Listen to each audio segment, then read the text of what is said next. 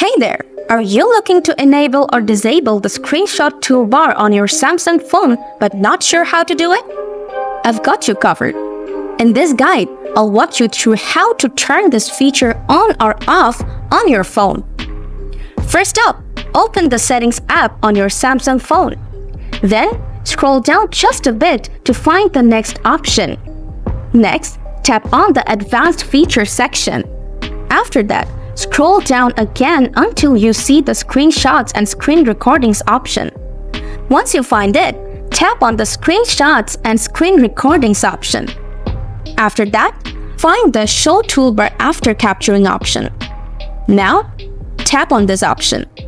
From here, you can toggle the screenshot toolbar on or off depending on your preference. So, that's it, folks. That's how you enable or disable the screenshot toolbar on your Samsung phone. If you have any questions or need more help, feel free to leave a comment below. Thanks for watching.